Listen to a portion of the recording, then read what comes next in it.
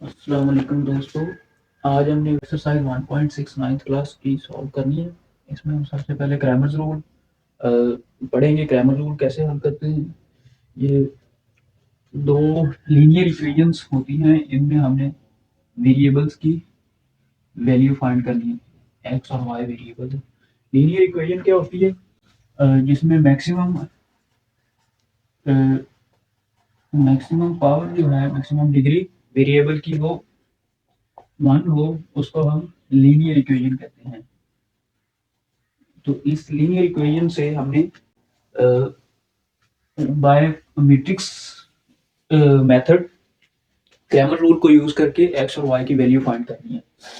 और सबसे पहले हमें इसको मैट्रिक्स फॉर्म में लाना है। तो क्रैमर रूल में हमें एक्स का फार्मूला क्या है?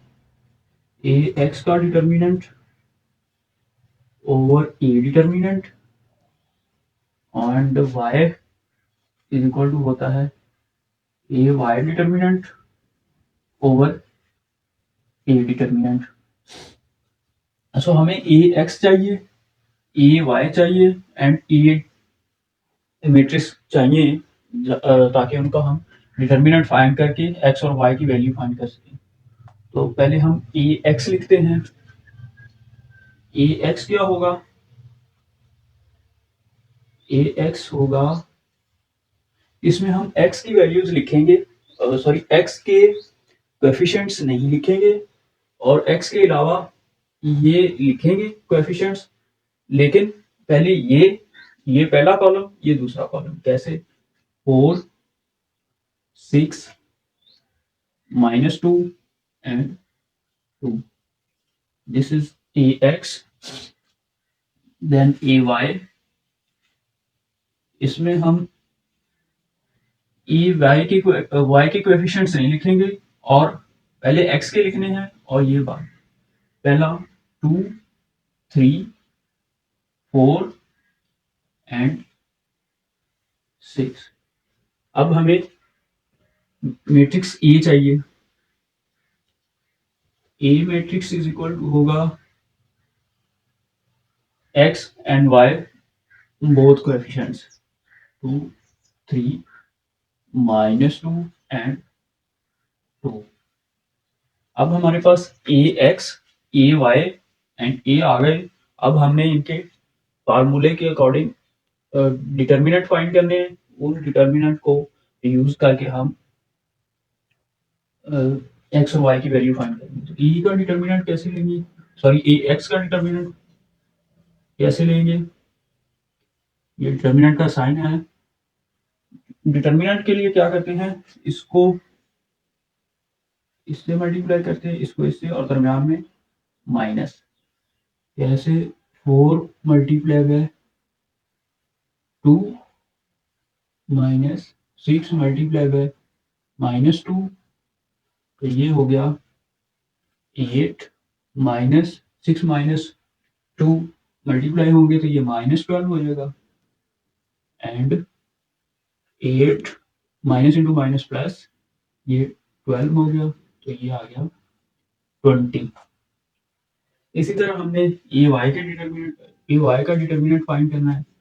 ए वाई का डिटर्मिनेंट इज इक्वल टू होगा 2 multiply by 6 -3 multiply by, sorry 4, 3 multiply by 4, तो ये आ जाएगा 12 -3 4 12, विच इज इक्वल टू 0। अब हमने ए का डिटर्मिनेंट फाइंड करना है, इधर कर लेते हैं। ए का डिटर्मिनेंट क्या होगा? 2 3 का, sorry 2 multiply by 2 -3 multiply by -2, तो ये हो जाएगा ए determinant 2 to the 4 minus into -6, 4 minus into minus plus, 4 + 6 10। अब हमने वैल्यूज फाइंड करनी है। तो x की वैल्यू क्या होगी? x इज इक्वल टू था A X determinant over A determinant. x is equal to आ जाएगा, ए एक्स का डिटर्मिनेंट क्या था? 20 ओवर ए डिटर्मिनेंट 10 है, तो 20 ओवर 10 इज इक्वल टू 2। इसी तरह y इज इक्वल टू था A Y determinant over A determinant, and y is equal to A Y का डिटर्मिनेंट क्या है, 0। 0 ओवर ए का डिटर्मिनेंट 10, तो y इज इक्वल टू आ गया 0 ओवर 10 इज इक्वल टू 0। अब हमारे पास वैल्यूज आ गई, x is equal to 2 and y is equal to 0। ये हमने इस तरह से क्रैमर रूल से वैल्यूज फाइंड करनी है। इसके बाद हम सॉल्व करते हैं क्वेश्चन नंबर 1 का पार्ट 2 है, इसको भी क्रैमर रूल से सॉल्व करने की कोशिश करते हैं। तो सबसे पहले हमने ए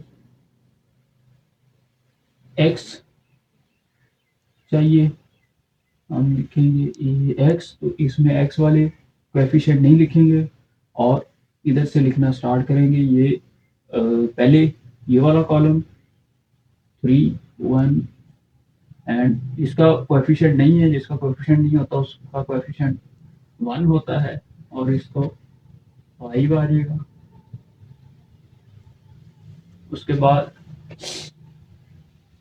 ए वाई लिखना है हमने, ए वाई में हम वाई के कोएफिशिएंट नहीं लिखेंगे और पहले एक्स के कोएफिशिएंट लिखेंगे, फिर कांस्टेंट वैल्यूज लिखेंगे।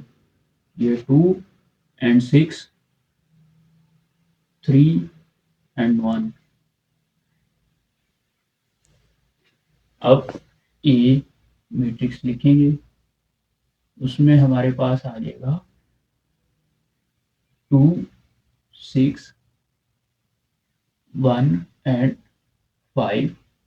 ये वेरिएबल है, एक्स और वाई दोनों के वेरिएबल्स आ जाएंगे।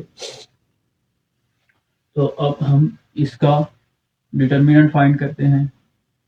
इसका डिटर्मिनेंट क्या होगा, 3 multiply by 5 5 minus 1 multiply by 1। इसको इधर मल्टीप्लाई कर देना है, इसको इधर मल्टीप्लाई करना है और दरम्यान में माइनस आएगा। 3 को 5 से मल्टीप्लाई किया 15 माइनस 1 1 एंड ये हो गया 14। इसी तरह इसका फाइंड करेंगे determinant 2 multiply by 1 minus 6 multiply by 3 2 1 2 minus 6 3 18, तो ये आ जाएगा -16। उसके बाद हम ए का डिटर्मिनेंट फाइंड करेंगे। ए का डिटर्मिनेंट क्या होगा, 2 को 5 से मल्टीप्लाई करना है, 2 5 एंड माइनस 6 मल्टीप्लाई बाय 1, ये हो जाएगा 10 minus 6 which is equal to 4। अब हमारे पास डिटर्मिनेंट आ गए ए एक्स के, ए वाई के एंड ए के। अब हम फार्मूला अप्लाई करते हैं, तो x इज इक्वल टू होता है A X determinant over A determinant. x is equal to होगा ए एक्स का determinant 14 over A determinant 4। x is equal to आ गया 2 2 4 2 7 14 7 ओवर 2। ये आ गया, x की वैल्यू आ गई। अब y की वैल्यू करते हैं, तो y इज इक्वल टू होगा A Y determinant over A determinant. y is equal to होगा ए वाई का डिटर्मिनेंट -16 और ए का डिटर्मिनेंट 4, तो y इज इक्वल टू आ जाएगा 4 1 4 4 4 60 -4।